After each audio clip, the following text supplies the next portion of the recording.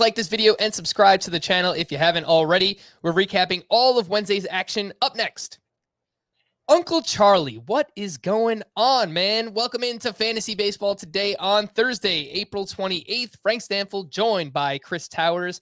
Today on the show, we've got rankings, risers, and fallers, buy low hitters, StatCast edition.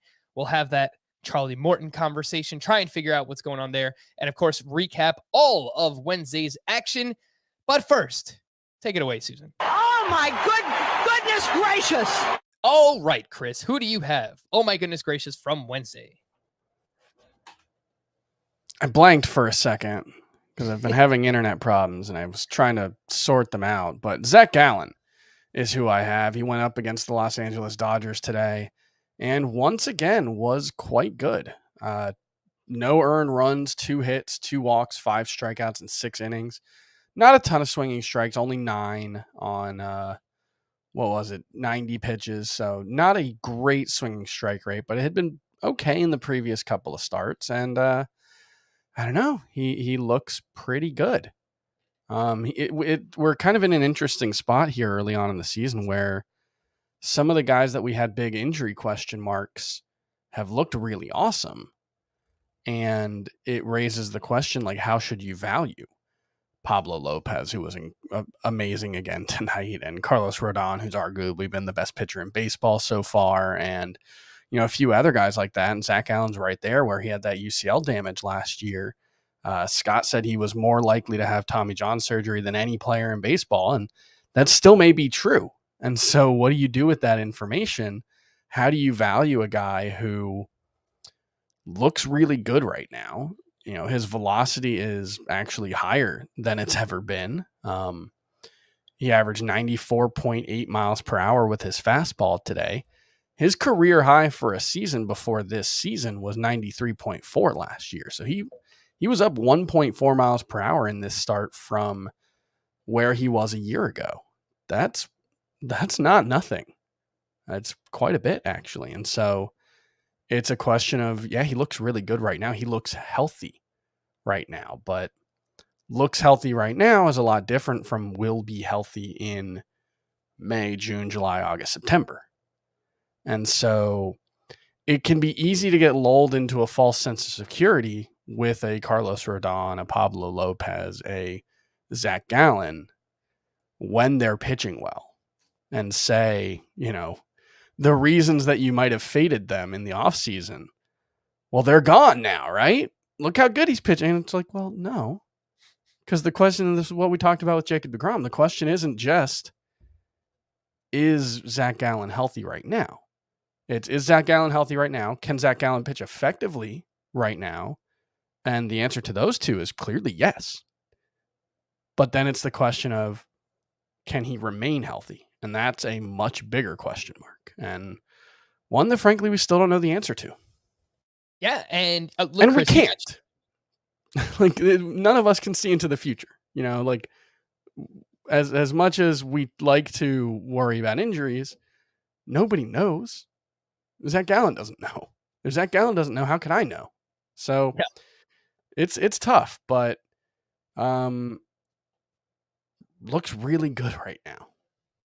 Indeed, he does. For all the reasons you mentioned, the velocity being up, entering the start, his swinging strike rate on the season was basically where he's been at his entire career. He's done a great job limiting hard contact and keeping the walks down. Just 4 walks through 3 starts for Zach Gallen. That's routinely been an issue for him. You look at his career, over 3 walks per 9, and again, just 4 walks through his first 3 starts. So he looks great so far. I know we're going to talk a lot about rankings today, Chris, and I moved him up to SP 44 after this most recent starting. And he did this against the Dodgers. He went toe-to-toe with Julio Urias in this start. Outpitched Julio Urias, I would say. Inside my top 50 starting pitchers, he is right in that range, just behind Patrick Sandoval, Luzardo, Tyler McGill, Kyle Wright. So it's kind of like that breakout crew of starting pitchers. Zach Gallen's just behind them. But I acknowledge if he continues to pitch this well, given what he showed us in the past, that he could continue to climb pretty rapidly up the rankings. Look, trying to figure out whether or not you want to sell high. Like, if you can turn Zach Gallen into Charlie Morton right now, which we'll talk about in a little bit, would you do Absolutely, that? you should, yes. Okay. And I guess, you could turn Zach Gallen Go ahead. If you could turn Zach Gallen into someone like Tyler Mahle right now, I think that would be a viable buy low, sell high opportunity. So Not as extreme, obviously. I moved Gallen one spot ahead of Tyler Mahle. I wouldn't be willing to do that. I haven't put Gallen inside of my top 50 yet. I think there's some good signs with Mahle despite the struggles so far. So I'm not ready to do that yet. But, I guess that's reasonable enough. I don't know. Mm-hmm. And I'm going to have some buy low hitters later on, but just a little bit of a sneak peek. If you could turn Gallen into somebody like, this seems obvious, Jose Abreu, sure, go out and do it. Absolutely. Statcast numbers are still amazing. Mitch Haniger is another one where the expected batting average, the expected slug, I know he's missed some time with COVID, but he's going to be back hopefully shortly. Mitch Haniger is another one where if I could turn Zach Gallen into Haniger, I would look to do that as well. Oh my goodness gracious, for me, another pitcher, Chris, and it is Joe Ryan. Another amazing start. This one up against the Tigers. 7 shutout innings, 1 hit, 1 walk, 9 strikeouts, 15 swinging strikes on 90 pitches. 9 of those came on the fastball. 5 of those came on the slider. Now 3 straight quality starts for Joe Ryan. During that stretch, he has allowed just 8 hits, 1 run, 2 walks, 21 strikeouts. And I talked about this a few times already this season.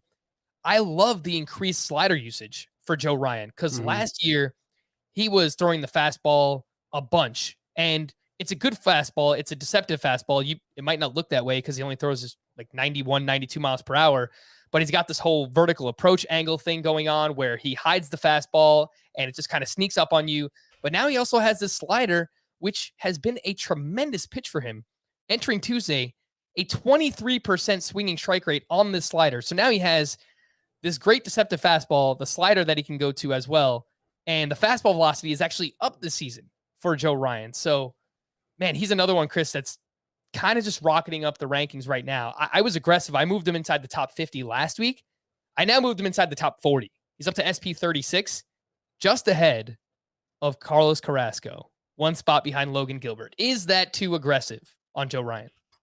I wouldn't do that, but I do admittedly need to move Joe Ryan up. I've probably been too dismissive of him so far. I think like him versus Zach Gallen is a more interesting question.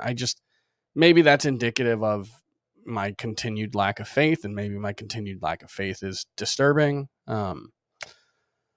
But yeah, I don't know. Like, yeah, the 169 ERA is great. The strikeouts have been great, but the expected stats aren't quite all the way there. He hasn't been nearly as good at limiting hard contact this season as he was last season. That was the one place he really stood out last season. Got a lot of infield fly balls. I comped him to the patron saint of the Fantasy Baseball Today podcast, Marco Estrada, at one point. And that's, that is still how I view. That's my mental model for Joe Ryan, but maybe that's not fair. Like, if he's really going to be a good strikeout pitcher, then there's a lot more upside, because if you can combine very good strikeout numbers, even good strikeout numbers, with, decent control and good quality of contact suppression, you can be really, really good. Maybe this is my own bias because it looks weird. Maybe it's because he's not throwing 96. And then if Joe Ryan had everything else was the same, but he was throwing a 96 mile an hour fastball and an 86 mile an hour slider, maybe I'd be willing to buy in a little more. And maybe that's my own failing as a person. But I'm still struggling with it. I will point out that, look, he's been lucky so far in terms of BABIP. He's got a 163 batting average on balls in play against, 98.6% strand rate. These things are going to go down as the season goes along. And he allows a lot of fly balls. So eventually some of those fly balls are going to turn into home runs. That's why you see, a higher xFIP than you would expect for Joe Ryan. But he is someone who routinely in the minor leagues, great K to walk ratios. He has really good control, command as well. He could basically dot that fastball wherever he wants it to. But even with the slider, he kind of only has the 2 pitches working. So I don't know. I'm kind of like waffling now, but overall, I'm going to remain higher, I guess, than you guys on him. He's inside the top 40 starting pitchers. I want to see how this plays out, but there will be some level of regression. Obviously, he's not going to pitch like a 1 ERA for the entire season. But so far, Joe Ryan has been amazing. Who else has been amazing?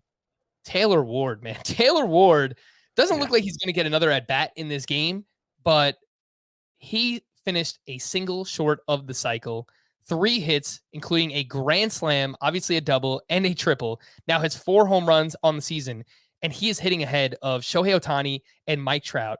Scott mentioned him the other day. I believe he was his oh my goodness gracious player on, maybe it was like Monday night's podcast. Taylor Ward is awesome right now. He's 40% rostered. Chris, how would you rank Taylor Ward among this group? They all did something notable on Wednesday. Max Kepler hit a double dong. Anthony Santander hit his 2nd home run in as many days. Tommy Pham seemingly getting hot, 2 for 4 with his 3rd home run of the season. How do you rank Taylor Ward, Max Kepler, Anthony Santander, Tommy Pham? That's a really, really good question, Frank. And I haven't given that enough thought. I probably need to. I definitely need to move Taylor Ward up. The question is, how far do I need to move him up? He's been outstanding so far this season. There's no question about it. The underlying numbers, the overlying numbers, everything about it looks great. But it's a pretty big outlier. Like, he was pretty good last season. But this is on a different level entirely. And we're talking about a 28-year-old. So, that kind of leap deserves some skepticism. His expected WOBA last season was 344. That would be quite good. That would be making him above average player and a valuable asset. Although for someone who doesn't necessarily steal bases, it's not ideal. I think he can run a little bit though, Chris. I mean, in the minors, he can run a little bit. He stole some bases in the minors. I don't know he's going to run a bunch, but if he stole 8 to 10 bases, that wouldn't surprise me. Yeah, I mean, he's got 6 and 582 plate appearances. I would be surprised if it was 10, but that's splitting hairs. That's 1 extra steal in 2 months or whatever, But the biggest thing right now is just he's clearly playing over his head. He has a 480 xWOBA that I'm assuming that was before today. So it's to say that like what he's doing, he's earned what he's done so far. His numbers are very good, and they should be based on how he's hitting the ball. But that's not the same thing as this is who Taylor Ward is. And so what he looks like when he regresses, I'm not so sure. I think it's probably a decent hitter, but probably not a star. So I'm thinking more like the top 60 outfielders, but there's been a lot of bad outfielders. And he's good right now. So I'm moving him up to 51 right now. Okay. I'll say that. Just the other day, after his 2 home run performance, I moved him up, I believe, to SP outfielder 57 in the rankings. Look, after a game like this, I think I've got to move him up again. If I'm ranking these 4 outfielders, I think I would put Taylor Ward first on this list. I would go Ward, Pham, Kepler, and then Santander. I'm really intrigued by Anthony Santander and what he's doing. I did see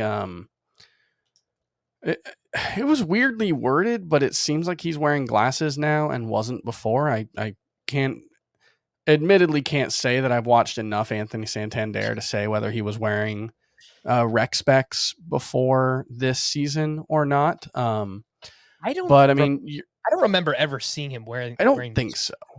And you're looking at like his walk rate is 19.4%. It was 5.3% last season and 5.9% for his career. So that would certainly be indicative, and they're seeing the ball a little better. He's had pop before, so I think like Santander is interesting. It wouldn't surprise me if they ended up being fairly similar, Santander and Ward, but I guess you want to give a tiebreaker to someone, the guy who's hitting in front of Mike Trout, and Shohei Ohtani is a pretty good choice.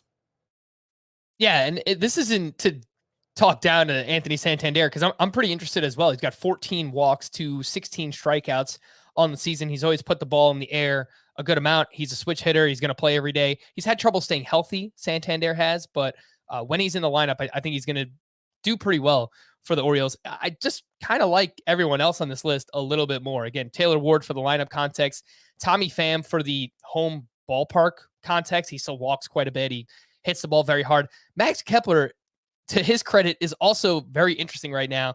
A double dong on Wednesday. He's hitting the ball hard, 278 expected batting average. That was entering Wednesday's action, a 496 expected slug. And his plate discipline is fantastic as well. 14% walk rate, 16% strikeout rate. So any of these should be rostered in points leagues based on their high OBP and their strong plate discipline. So again, for me, it's going to be Ward up top and then Pham, Kepler, Anthony Santander. Chris, would you take Randall Grichuk over all of these? Because just your nightly Randall Grichuk update, he had another strong game on Wednesday, 2 for 4 with an RBI. He now has 14 hits over his last 9 games, including 2 home runs. Do you take Grichuk over all of them? I think I still would. Yeah. And part of that is just he has a longer track record of success. He's got a longer track record of some failure as well. But, we know Randall Grichuk at least brings good power to the table, and playing at Coors Field does seem to have had the effect that we were hoping as far as his batting average. I know there's been some weird stuff with his batted ball data so far, not hitting a lot of line drives and fly balls, but that's the kind of thing that I think will normalize. So I think I would still take Randall Grichuk. Okay. I'm getting a lot of questions right now, Chris, whether or not you can drop Dylan Carlson, who is 83% rostered. Would you drop him for, say, Randall Grichuk or Taylor Ward? Not in outfield assist leagues. Did you see that throw he made? Was that him today? Oh yeah, 97 mile an hour throw. 97.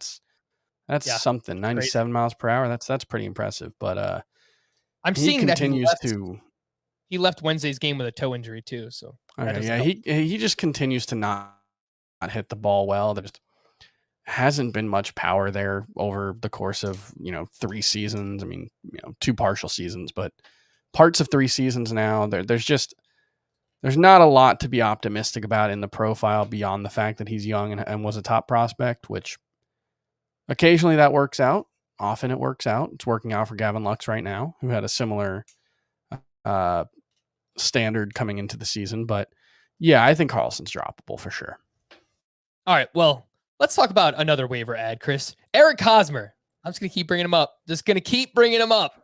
He needs compliments from you, Chris. 2 for 2 with 2 more walks, his second home run in as many days. And this one was a bomb. 107 off the bat, 30-degree launch angle, 410 feet. Obviously, great ballpark to hit it in. Great pitching staff to hit it against with the Cincinnati Reds, of course. Would you... Eric Hosmer is 33% rostered, so he's widely available. Somebody asked if I would drop Ryan Mountcastle for him. I don't think that I'm there yet. It's tough because none of us liked Mountcastle coming into the season. I still don't really like Mountcastle that much. Yeah. The expected numbers are actually better than I thought for Mountcastle, but what do you think, Chris? Would you make that swap? No, probably not. But that's more my lack of confidence in Eric Hosmer than it is my confidence in Ryan Mountcastle, who I've moved down to 20th at first base now. I don't know. Like, yeah, it was Hosmer's second home run in as many days. It was also his second home run in 19 games. So, that context is necessary. He's also batting 410. He's batting 410, Chris. So come on. Right. He's batting Chris, 10. No Eric Flybait right now. Chris, you're breaking up. As defined by Baseball Savant. Chris, your connection's kind of... I'm going to restart laggy. my computer and see if we can fix this thing. All right, no problem. I'll see you in a little bit. So I will take it over for now. And Eric Hosmer, I would not drop Ryan Mountcastle for him yet. Jared Walsh was the other one I was going to ask Chris about. I would not drop Jared Walsh for Eric Hosmer either. I know he's off to a slow start. 2 other names that stood out who I would drop for Eric Hosmer. Jesus Aguilar is right around 78% rostered on CBS. I would make that swap. I don't think that there's much upside there. And he's rostered in more leagues than I thought. So I would, again, Aguilar for Hosmer is good. And then Miguel Sano, he's rostered right around 50% of CBS leagues. He's going to get hot at some point. You're going to be frustrated that you dropped Miguel Sano, but he's very, very inconsistent. So I would make that swap right now. I'm just kind of intrigued by what we've seen from Eric Hosmer thus far. These names are probably rostered in too many leagues, but check just in case they are lurking around there in some 10-team leagues or some shallower formats. Jurickson Profar went 1 for 2 with 2 walks. He hit his 5th home run of the season. He is batting just .232, but his expected batting average is .281. Again, that's Jurickson Profar. He's 82% rostered. Might be out there in some shallow leagues. I know Scott recommended him as a sleeper heading into this week, so hopefully you listened. Andrew Vaughn went 2 for 4 with his 4th home run of the season, and this one coming off of a tough right-handed pitcher in Scott Barlow. Tony La Russa, just play this man. Play Andrew Vaughn, the prospect pedigree, former first-round pick. Let's see what he can do against everyday pitchers, everyday at-bats, right-handers, left-handers, whatever it is. Andrew Vaughn is crushing the ball right now. 54% hard hit rate. That is in the 92nd percentile. Doing most of his crushing against left-handed pitchers so far. But that's what most of his at-bats and plate appearances have come against, is left-handed pitchers. So he's going up against them, and he's performing. He's doing what's asked of him. So I think Andrew Vaughn has done enough to earn more playing time, and he should play more now that Eloy Jimenez is on the IL. He is 76% rostered, might be out there in some leagues. JP Crawford surprised me that he was 75% rostered on CBS, but he's doing some nice things so far with the Mariners. Plays every day. Went 1 for 4 on Wednesday, hit his 3rd home run of the season. He's batting .349. He's got an OPS over 1,000. Obviously, we don't expect those things to remain for JP Crawford. He is making a ton of contact early on. He is not striking out. Obviously, the lineup context is pretty good, that Mariners lineup. So 75%, that seems a little high for JP Crawford. But, you know, if he's out there in some leagues, especially points leagues where he's making all this contact, I'm interested in JP Crawford. Deeper leagues, Kyle Farmer went 4 for 5 on Wednesday with 4 doubles, 2 RBI. He's 17% rostered. And Cincinnati is headed out to Coors Field this weekend. So if you play in daily lineup leagues, Kyle Farmer is someone you might want to pick up.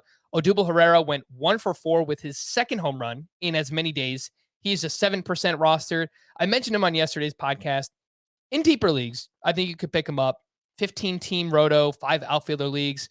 I picked him up in the Scott White Dynasty League. That's a 24-team head-to-head points league.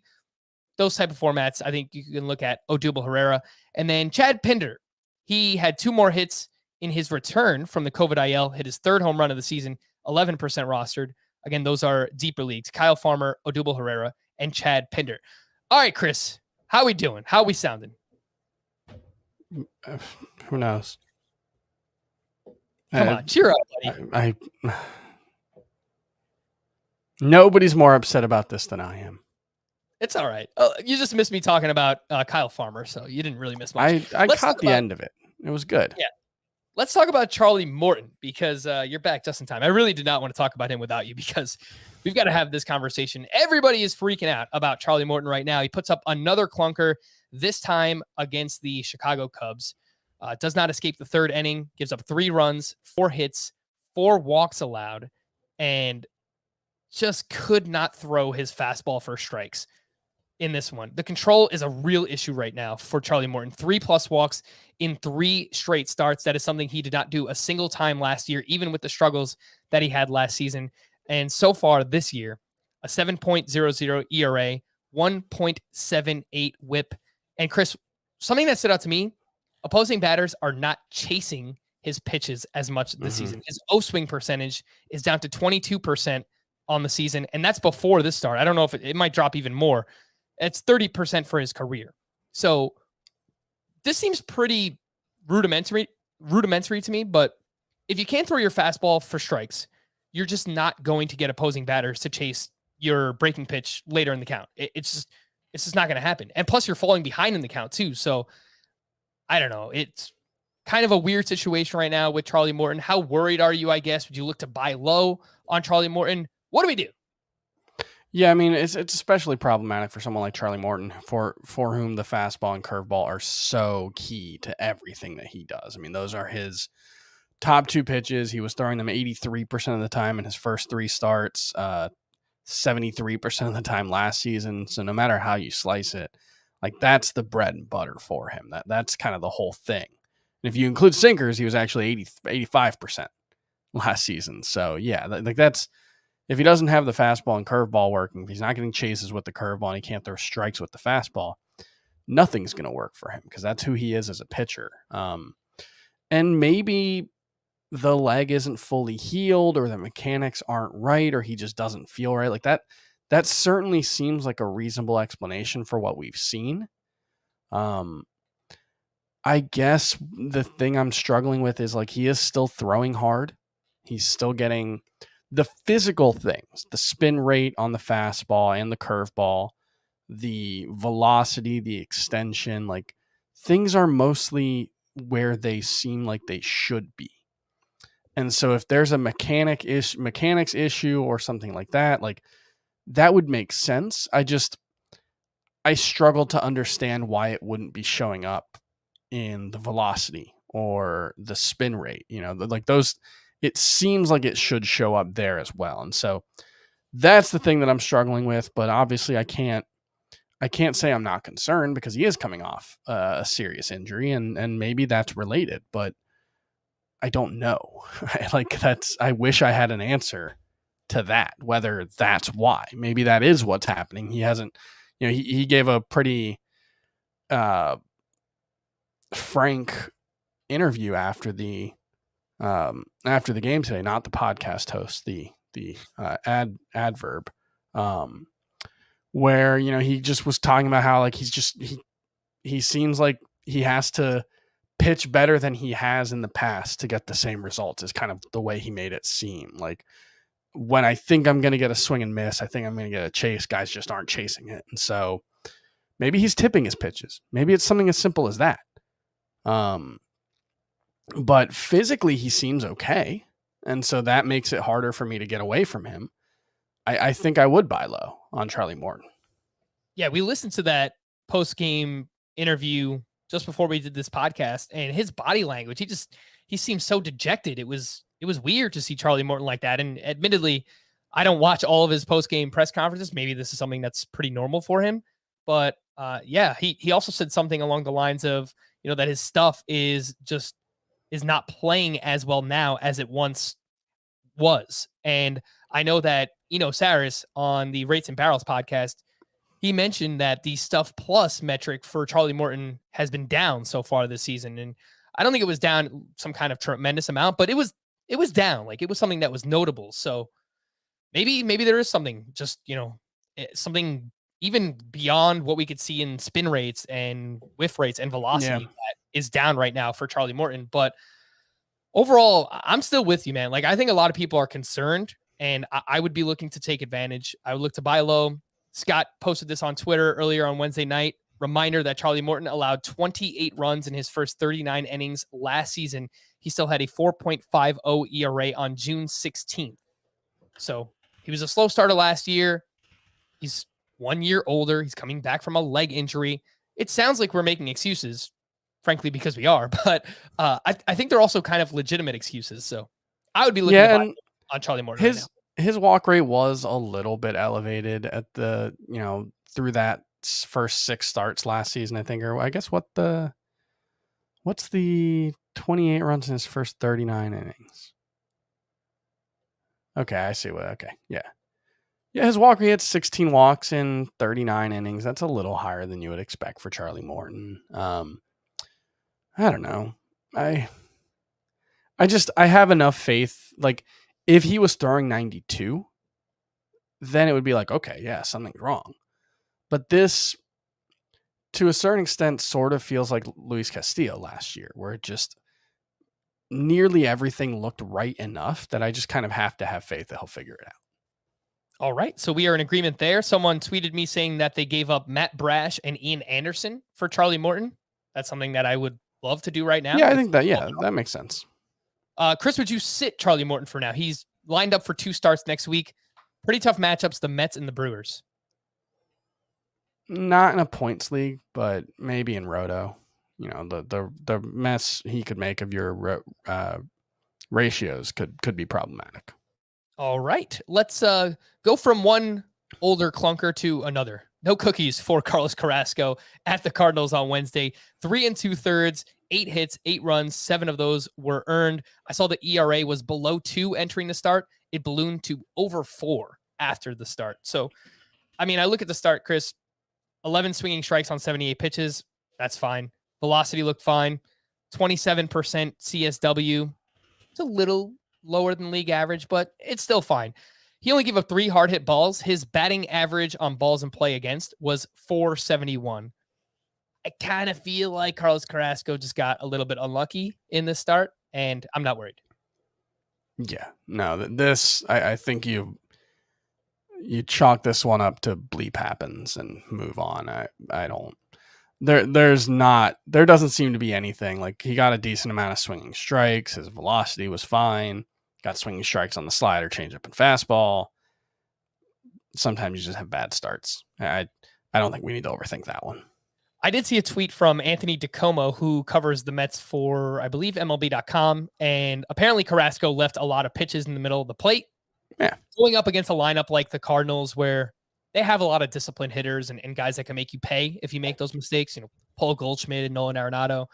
Yeah, I mean, that's going to happen if you leave pitches in the middle of the plate. It seems obvious, but overall, not worried about Carrasco. If someone hates him after the start, go out. Try and trade for him if you can. Yeah. Before we hit the break, if you have a team name that you want featured on Team Name Tuesday, you can leave us a 5-star rating on Apple Podcast and drop the team name in the review. We'll read it come next week.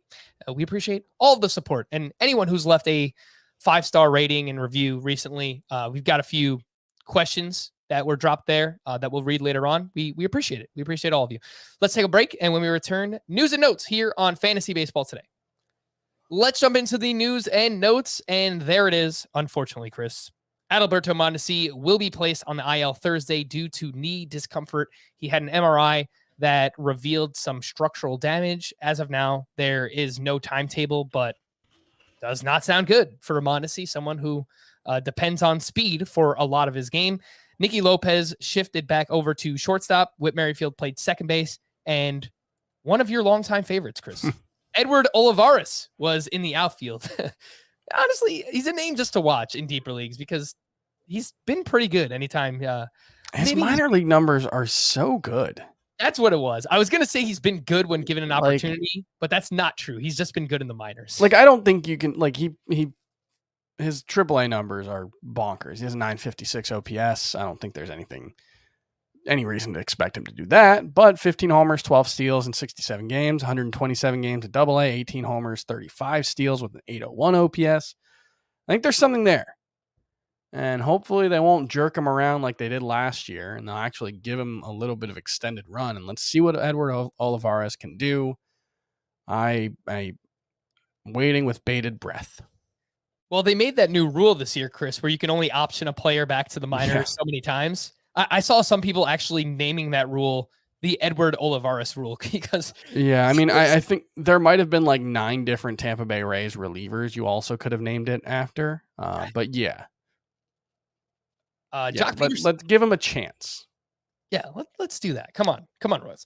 Jock Peterson was pulled from Wednesday's game due to right groin tightness, unfortunately, because he's been crushing the ball recently. Mm-hmm. One day after telling us Luis Robert would be in the lineup, Luis Robert was not in the lineup. He continues to feel, quote, a little discomfort in his groin while moving side to side. You know what? Take all the time you need, Luis Robert, because last thing we need is for you to come back too soon and re-aggravate this injury. Marco Gonzalez left Wednesday's start and was diagnosed with a left wrist contusion after getting hit by a comebacker. Dusty Baker said Wednesday that Ryan Presley is, quote, not quite ready to be activated from the IL. He's currently out with a right knee injury. And in that game, Hector Neris pitched in the 8th inning. He faced the heart of the lineup with a 2-run lead. Ryan Stanek came in the 9th. He gave up a run, but he did convert his first save of the season. Stephen Kwan was out again on Wednesday. That makes 3 straight with that hamstring injury. Brian Reynolds was activated off the COVID IL after just a 1-day absence. So yeah, he didn't have COVID. Yeah, it might have been what he said. He said he had the flu. Yeah. Yeah, I don't know. Weird. They usually play it safe like that. It's just, yeah, it's weird that even if a player doesn't test positive, if they have flu-like symptoms, they're still placed on the COVID IL. So yeah, it kind of makes analyzing it difficult because if we bring it up, a player could literally be back the next day. Yeah. There's no way for us to know. Teoscar Hernandez is scheduled to take swings against a high-velocity machine Thursday as he rehabs back from that oblique injury. Yoan Moncada will begin a rehab assignment at AAA on Saturday, even though he's still experiencing pain swinging left-handed. That's really concerning because Yoan Moncada he's not Cedric Mullins. Like, he's not to that extent, but to a certain extent, Yoan Moncada is a switch hitter in name only. He's got like an 820 OPS for his career as a left-handed batter and like a 700 as a right-handed batter. His strikeout rate is over 30%. He's not good against left-handed pitchers. He's not good as a right-handed batter. And so if he's going to be limited at all as a left-handed hitter, it's going to be really tough for Yoan Moncada to be a valuable hitter. All right. Chris Bryant was out of the lineup again on Wednesday with that back injury, which makes 2 days in a row. Shane Baz is expected to throw live batting practice in early May. He underwent arthroscopic elbow surgery before the season and will be eligible to return in early June. I think it was June 6th or 8th, but it doesn't mean he'll be back on that day, but that's when he's eligible. Dave Roberts said Wednesday that Andrew Heaney has yet to resume throwing. He's on the IL with shoulder discomfort. Sonny Gray is expected to make a rehab start at Single A this weekend. He's on the IL with a hamstring injury. Steven Strasburg threw a 37-pitch bullpen session Wednesday. He hasn't been given a timetable yet. And you know what I was thinking, Chris? Just completely random. I kind of miss watching Steven Strasburg pitch, so I hope he comes back to like some semblance of his former self. It's not very likely given thoracic outlet, but yeah, kind of miss Steven Strasburg. So we'll always root for it, but certainly not expecting it at this point. Brendan Rodgers was scratched from the lineup due to back soreness. He's currently in an 0 for 17 slump and is batting .078. We'll talk about him in just a little bit. Ryan Mountcastle was scratched with neck stiffness. Paul Sewald activated off of the COVID IL. Will Myers aggravated a bruise between his right thumb and index finger during Tuesday's game and was held out of the lineup on Wednesday. And last but not least, how about those feisty Mets and Cardinals? The entire series, it's like seemingly one hit batsman after another. And just watching the Mets games this year, they've been hit by a lot of pitches. It's very weird. I know hit by pitches in general are up in baseball right now, but especially for the Mets, it is crazy. I saw some analysis that like no team gets pitched inside as often as the Mets do, and no team pitches inside less often than the Mets. So, weird. It is weird. And even more weird was that the Cardinals' first base coach like tackled Pete Alonso to the ground. Stubby Clapp. First of all, legend. A+ name. Legend. I mean, Stubby Clapp. I mean, he's kind of jacked. He's got like dad strength, it looks like. So I mean, that's not a good idea though, Chris. I mean, going toe to toe with the polar bear, that seems like a recipe for disaster. So I mean, at least it wasn't Pedro Martinez. Yeah. After the game, Pete Alonso said that if he wanted to put somebody in the hospital, he easily could. Please don't do that, Pete Alonso. Let's talk about some rankings movers. The risers for Chris: Anthony Rizzo, Anthony Santander, a couple of Anthony's on the list, Pablo Lopez, Mackenzie Gore, and Drew Rasmussen. I mean, I guess this is as good a time as ever to mention what those last three names did on Wednesday because they were all awesome. Pablo Lopez, let's see what he did. Lowered his league leading ERA to .39. That's pretty good. 6 shutout innings with 6 strikeouts to 1 walk. He has 23 strikeouts to 4 walks on the season. Pablo Lopez has been amazing. Mackenzie Gore, his first double-digit strikeout performance of his career. Of course, it's only his third start. 5 innings, 1 run, 10 strikeouts to 2 walks. He had 17 swinging strikes, and he threw his slider 26% of the time in the start, far and away his highest slider usage of the season. So I love to see that for Mackenzie Gore. And then Drew Rasmussen was the other one here, and he went 6 shutout with 9 strikeouts. He had 19 swinging strikes, and he actually might be available in some leagues, 48% rostered. So talk to me about those. He's a Sparp, I believe. Yes, he is. Talk to me about those 3 pitchers, Chris, who are moving up the ranks. So I'll start with Rasmussen, who had pretty ugly numbers entering this start, and I would imagine his overall numbers are still pretty mid. Well, 3.5 ERA now, yeah. Small sample size will do that. But But the most interesting thing about him was he unveiled this cutter early on in the season. In his first couple of starts, he just got absolutely rocked with it. Entered Wednesday's game with a 94 mile per hour average exit velocity allowed against the cutter. That's really bad. But tonight, he threw 31 of them. It was his most used pitch, 37% of the time. He got 9 swings and misses with it. 42% caught strike plus whiff rate. And so that potentially indicates that pitch is he's starting to figure it out. He also had 8 whiffs with the slider. So last season, he was basically just fastball slider, and he was throwing harder, but largely in a relief role. This season, he's introduced that cutter, and this was a very, very promising start for Drew Rasmussen. So someone, definitely going to move up the SP and RP rankings, especially. I actually don't know if he's SP eligible yet. He might be one of those guys. No, he is. He has both. Okay. So, yeah, that was impressive. Mackenzie Gore, I hope they just leave him in the rotation. He hasn't been perfect, but the upside that he's shown, like there was yesterday when we were talking about Patrick Sandoval, I kind of lamented that I had left him on my bench in favor of Mackenzie Gore in one league. And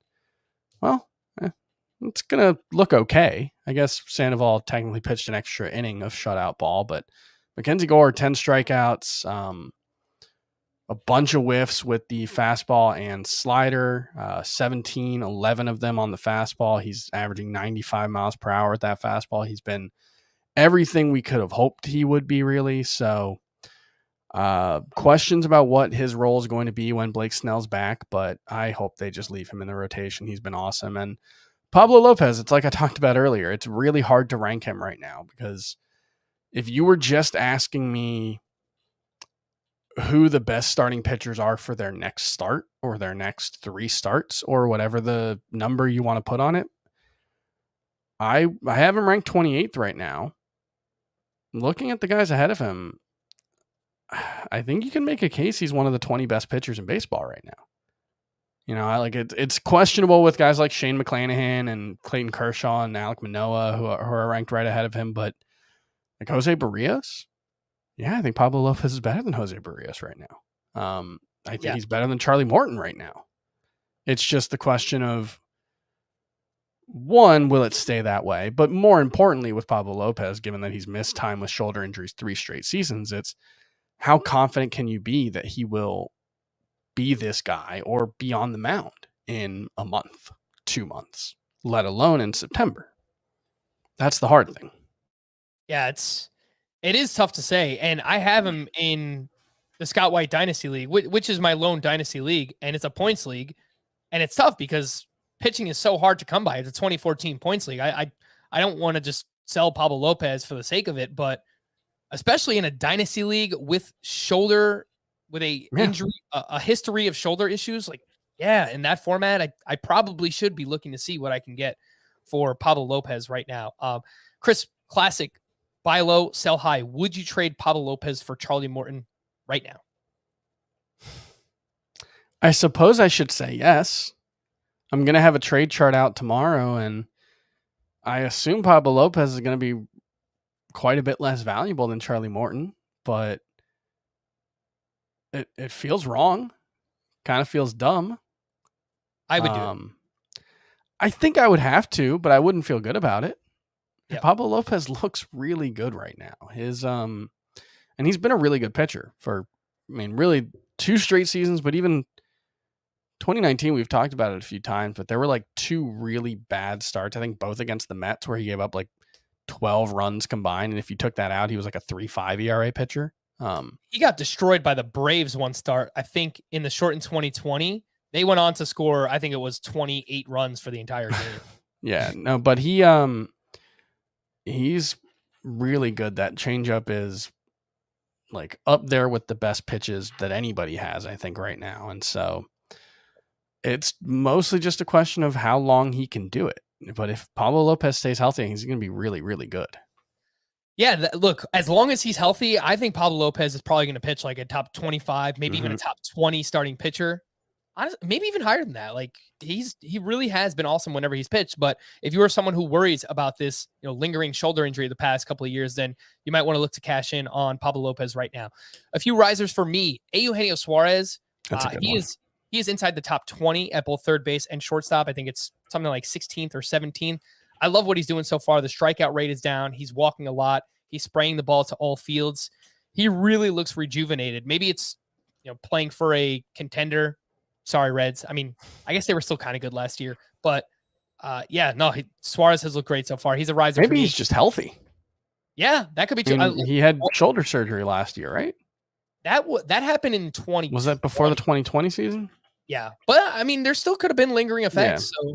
So 1 year further removed, he looks great so far. Joe Ryan, I mentioned, inside my top 40 starting pitchers. Yeah.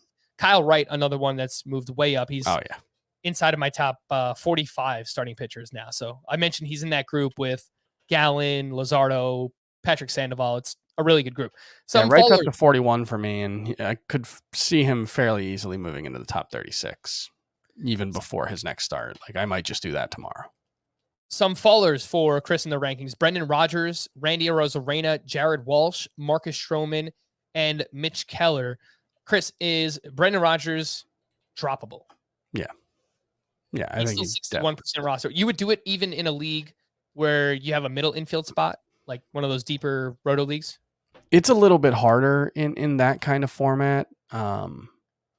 Because like, who are you going to use? Like, who has emerged this season that you would move ahead of him? Well, Gavin Lux, he was pretty universally rostered, but he's definitely moved ahead of him. I would say Jeremy Pena. I've moved Jeremy Pena ahead of him. And Eugenio Suarez. Like, that's 3. Mm-hmm. I think in a roto league, you'd rather use Jorge Mateo right now than Brendan Rodgers. So yeah, that's a good one because Mateo's still out there. So you could probably make that swap in a roto league if you want to. And like, look, Mateo's not going to be a great hitter, but the pace that he's stealing bases at and the fact that the Orioles are probably going to let him keep running.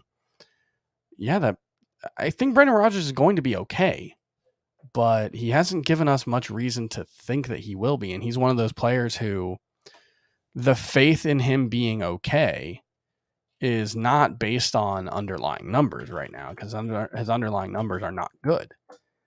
It's faith in the ability and the talent, which we have only seen a small amount of in the majors. We really only saw it for like half of last season.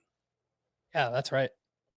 Randy He wasn't like that good last season. He was pretty good, but he was good. Yeah. Yeah.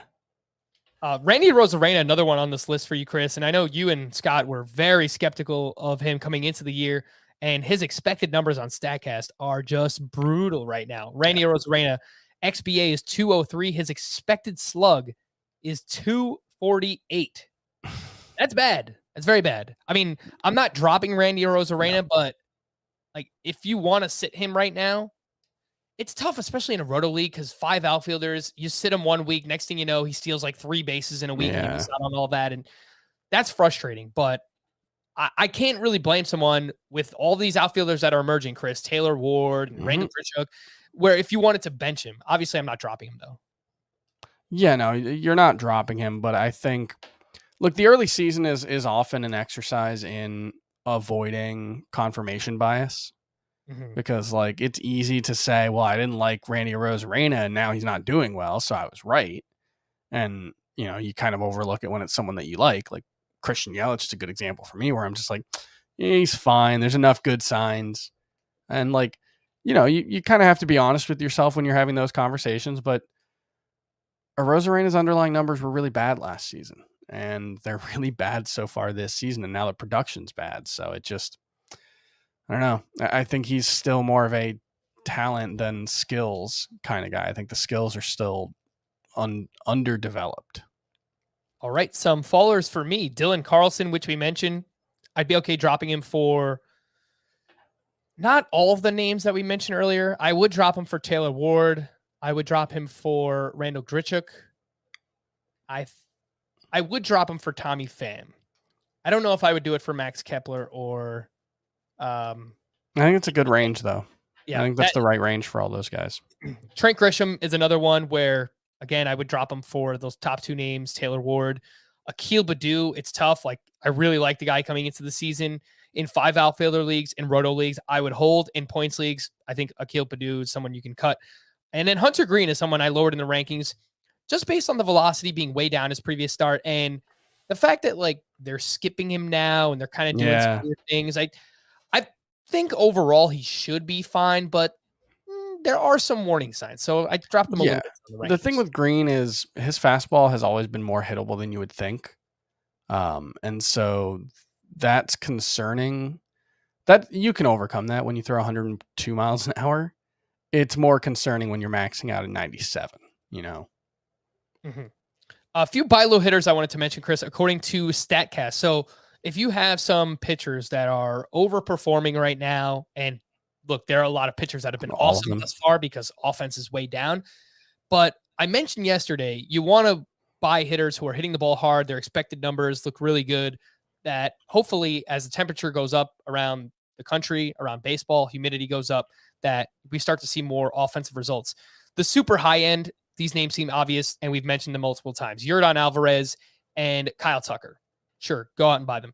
Next tier, Kyle Tucker's expected WOBA is like 170 points lower than his WOBA right now. Yeah. Which we saw similar, slightly less exaggerated versions of that last season. And remember, he was a top 5 player in fantasy in the second half of the season. So absolutely buy. Yordan Alvarez right now, average exit velocity 94 miles per hour. His XBA is 315. His X slug is 652. Go buy Yordan Alvarez if you can. Absolutely. The next tier, Jose Abreu, the expected stats, he's hitting the ball extremely hard. I'm assuming he's played in some cold weather places so far, Chicago, all of the AL Central places, Minnesota. A lot of those places are cold, Detroit. So, and he's typically been a slow starter. He's someone who, in the warmer weather months, he typically does perform much, much better. That's Jose Abreu. Mitch Haniger, I mentioned, expected numbers look really good for him. He's already got a couple of home runs. He's been on the COVID IL. I've seen some people asking me questions like, can I drop Mitch Haniger? What's going on? This is so weird. No, hold on. Instead, you should actually look to buy Mitch Haniger. The next tier of hitters, Rhys Hoskins, Josh Donaldson, Jesse Winker, Alex Verdugo. Again, these guys are hitting the ball hard. Donaldson's striking out a good amount right now. It's like 30%, so you don't love to see that. Jesse Winker, expected numbers look great for him. Verdugo, there's been some nice things in the profile, so I like that group. And then, Chris, in deeper leagues, Trey Mancini, I was getting ready to tell someone that they could drop him on Wednesday night. His StatCast page is all red.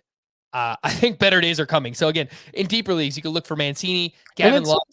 With Mancini, it's worth remembering he was pretty good early on in the season last year and then kind of tailed off. And like the fact that he was coming back from cancer, that would be a pretty good explanation for why someone's endurance might be affected. So yeah, no, the underlying numbers for him are much stronger than the overall numbers look. So hopefully it does look like he might have a couple of home runs that were already robbed by that stupid new fence in Camden, though, because he's got one that was like 380 feet to left field. That sucks. Yeah, I mean, look, I think the player who will be affected most by it is Trey Mancini because he relies on very high home run to fly ball ratios. He hits a lot of ground balls. So, I mean, he probably. But his quality of contact metrics are very good right now. Yes. As well. Yes. I would still be looking to buy, but he is someone probably affected more than anyone else on the Baltimore Orioles. Gavin Lux is another one. He's making a lot of hard contact right now. He's off to a relatively okay start. I know the batting average doesn't look great now.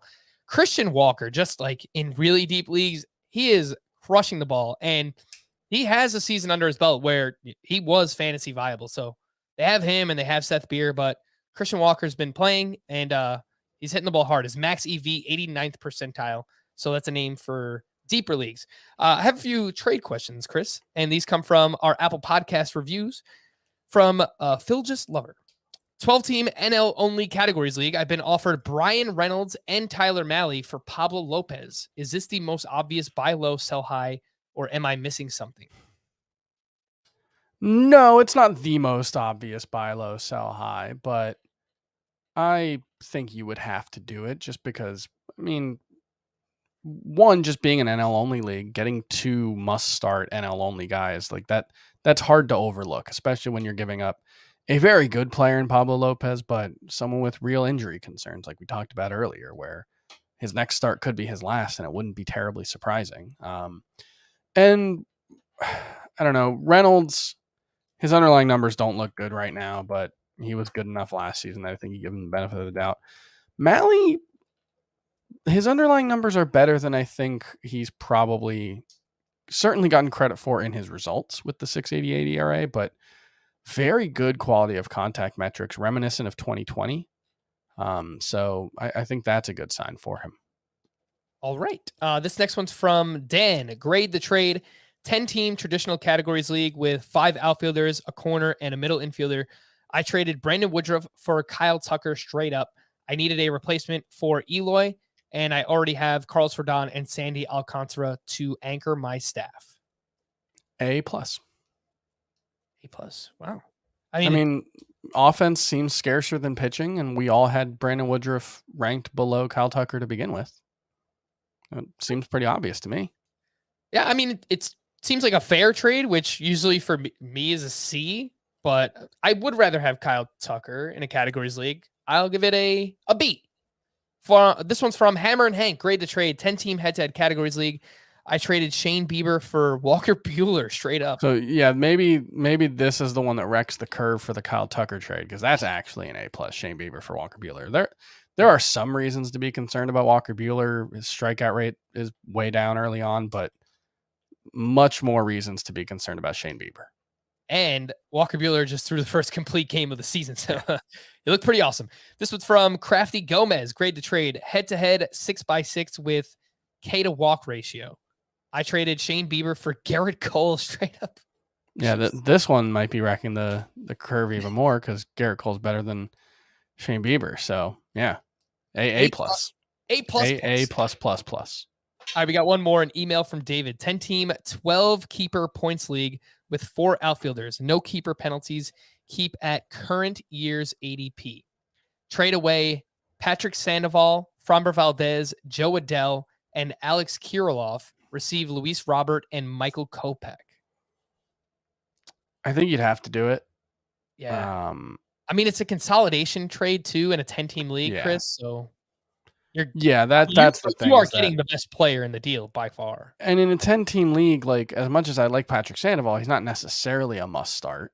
If you start 5 starting pitchers every week, he's going to be, in the fringy range. And Adele, obviously, I think is certainly by no means a must start. And Alex Kirilloff, I'm not sure you're going to get anything from him this season. So yeah, I think for Robert alone, that's worth it. Let alone a very interesting pitcher in himself in Michael Kopech. All right, rapid fire. Let's get through a couple of the things from Wednesday. Beat the waiver wire. 2-star pitchers. Drew Rasmussen, we talked about. He is 48% rostered. He's at Oakland and at Seattle next week. Go out Definitely want to start add Drew Rasmussen. Michael Wacha, Chris, kind of interesting. Now has allowed 2 earned runs or less in all 4 of his starts. And a Wednesday at Toronto, 6 innings, 1 run, 5 strikeouts. And it looks like he is in line for the Angels and the White Sox next week. 25% rostered. Any interest in Michael Wacha? I think he's a 15-teamer kind of guy. I think the only leagues where I have him rostered are a 15 and a 24-team league. So, yeah. All right. These next 2 are not quite 2 starters. Actually, these next 3, they're not 2 starters, but I think they're all interesting. Paul Blackburn, we talk about a lot. Strong start against the Giants. 5 shutout innings, 4 strikeouts to 1 walk. He has a 1.35 ERA and a 57% ground ball rate. He's only 55% rostered. That is Paul Blackburn. Christian Javier made his first start of the season. He was solid. 5 innings, 2 runs, 4 strikeouts. He is 49% rostered, has SPARP eligibility. Last one is Aaron Ashby, who took a no-hitter into the 6th inning at the Pirates. 5 2/3, 1 hit, 5 walks. Don't love that, but did have 6 strikeouts. He is 42% rostered. How do you rank those 3, Chris? Blackburn, Javier, Ashby. I think I would go Blackburn, Ashby, Javier. But in a points league, maybe you put Blackburn at the bottom just because he's not RP eligible. Okay. Ashby, I want to see what they do because he's made 2 starts so far. It's kind of been sporadic. It's been here and there. If they just go 6-man rotation and he's in there, then yes, I'm very interested in Aaron Ashby. Although that would limit his opportunities for 2-start weeks, which would be where you'd really want to spark. The walks have been an issue for Ashby. Yep, absolutely. But he has over a strikeout per inning and a 70% ground ball rate. That is just fantastic. So he is really, really interesting. If you got him on your team, I would hold for now on Aaron Ashby. A few pitching standouts worth mentioning. Dylan Cease now has 8+ strikeouts in 3 of 4 starts on Wednesday, 6 innings, 2 runs, 9 strikeouts against the Royals. His ground ball rate is 51% last year. That is 39% for his career. So more ground balls. 51% this year, you mean? Yeah, 51% this year, 39% for his career. So way up this season for Dylan Cease. Julio Urias now has 3 strong starts in a row, 6 innings, 1 run, 4 strikeouts. Fastball velocity still not where it was last year, but the results have been good. I don't know, Chris. I feel kind of weird about Urias because the swinging strike rate is down. He's walking batters, but the results have been good. He's kind of a hard one for me to figure out.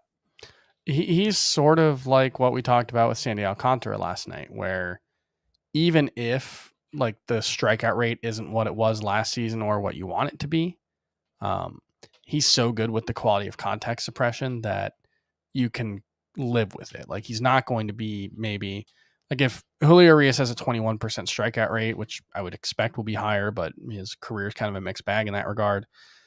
He would still be a pretty strong fantasy option. I think there are a handful of guys like that in the top, 30 or so. I think Max Fried is very similar to that. Lance Lynn. So yeah, I think Julio Urias has that going for him where maybe there's not, maybe the likelihood of an ace outcome is lower right now, but you still have to feel pretty good about him.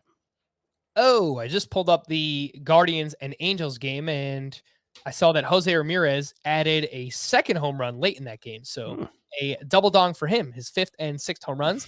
And with that, let's take a look at some hitting leftovers. Congratulations to the people who picked 5th this season or 4th, I guess. Oh, jeez. Right. Yeah. Jose Ramirez has been awesome. I had so many leagues, not so many, but I had 2 specific deeper leagues, Chris, where I took Fernando Tatis 3rd overall. And I thought about taking Ramirez in just one of them just to like mix it up. And I didn't do it. And I don't have him in any leagues, and it's just by pure chance. It was not like I will not draft Jose Ramirez thing. It just never got to that point. And yeah, wish I had some. Yeah, 0 steals. He's a scrub. Is that true? Yeah, he doesn't have a steal yet. You sure? He doesn't have a steal. He's got 13 extra base hits, though. I think he leads baseball in RBI, too. Yeah, he's got 25 RBI. Wow, that's so weird. I thought I saw him steal bases. All right. Well, yeah, 25 RBI for Jose Ramirez. That's wild. A few other hitting leftovers. Tommy Edman went 3 for 5 with a steal and 3-run score. Fully admit, I've been totally wrong about Edman thus far. He's batting .310, 3 homers, 4 steals, and he's leading off. So he has been awesome for them. Tyler O'Neill has not. He went 0 for 4 with his 3rd steal, but he's batting .186, and he has just 1 home run, which he hit on opening day. Bobby Witt, 1 for 4, now has 8 hits with 2 steals over his last 6 games since being dropped in the batting order. Ketel Marte, womp, womp. Come on, Chris, what's going on? 0 for 3. He's now batting .143 and dropped to 6th in the lineup. Chris, your worryometer on Ketel Marte. Okay, first of all, as the resident Ketel Marte PR person, I just have to point out he hit 5th in the lineup today. So stop trying to bury my dude. He hit 6th yesterday. We see what you're doing, and we don't appreciate it. Correct the record. Look, he's not playing well right now. I think it's the main thing is like his underlying metrics, his strikeout rate, his walk rate, like everything's moving in the wrong direction. And that would be bad if he did it for a full season. But I have no reason to think that Ketel Marte is going to struggle like that for a full season when he's healthy. So I think This is probably just a cold streak, and he's going to get hot at some point. All right. He is the ultimate buy low candidate. I would say there's some that, yes. people thinking about dropping him right now. So do not drop Ketel Marte. Do not drop him, and in fact, go out and trade for him. CJ Cron went 1 for 4 with his 7th home run. Giancarlo Stanton went 2 for 3 with his 3rd home run, and still a buy low. 350th of his career. 7th quickest player in terms of games played.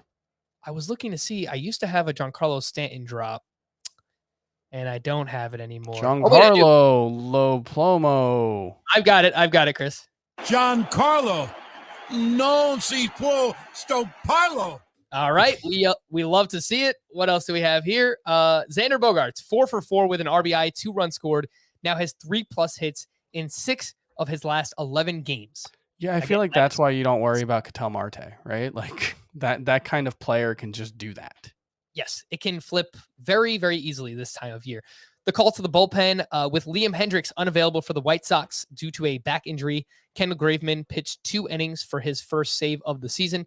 Mark Melancon pitched a clean 9th for his 4th save of the season. Andrew Kittredge gave up 2 hits and 1 run, converted his 3rd save. I had to do a triple take and look at 3 different websites. Josh Hader has 10 saves. That is crazy. It is still April. He has 10 saves.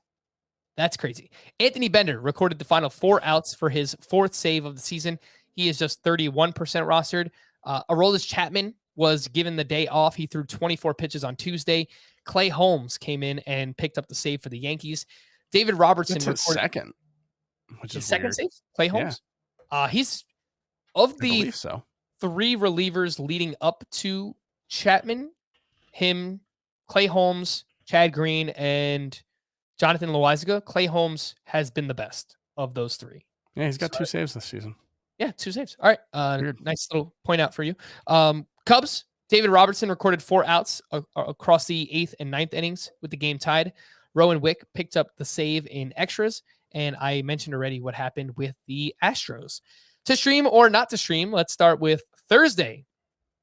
Bruce Zimmerman at the Yankees, Jameson Taillon versus the Orioles. I think I'm going to go to the game. So if anyone else is going, hit me up. Nick Martinez at the Reds, Chris Flexen at the Rays, Bailey Ober versus the Tigers, Brad Keller at the White Sox, Garrett Whitlock at the Blue Jays, Dakota Hudson versus the Diamondbacks. I would say Taillon, Ober, and Whitlock are my favorites. Yes. I don't mind Dakota Hudson. I don't think he's very good. I don't mind Dakota Hudson, but yeah. Probably, I think there's probably a better chance of him giving you 6 innings than Garrett Whitlock. So yes, if you're streaming in a points league, Hudson's probably the better option. But in Roto, I would go with Whitlock. And then for Friday, not many options. Eliezer Hernandez versus the Mariners, Madison Bumgarner at the Cardinals, Tyler Anderson versus the Tigers. Tyler Anderson at home? Yes. On MLB.com, there's a lot of TBDs right now. So yeah, Eliezer would be my favorite of that group, but I wouldn't feel great about starting him. So yeah, I don't really like any of these. Yeah. Mad Bum has pitched well, but the Cardinals are crushing lefties. Yeah, no, I would avoid that one. Tyler Anderson's like okay, but I don't love that one either. For Chris, I am Frank. Thank you all for listening and watching Fantasy Baseball today. We'll be back again tomorrow. Bye-bye. Bye-bye.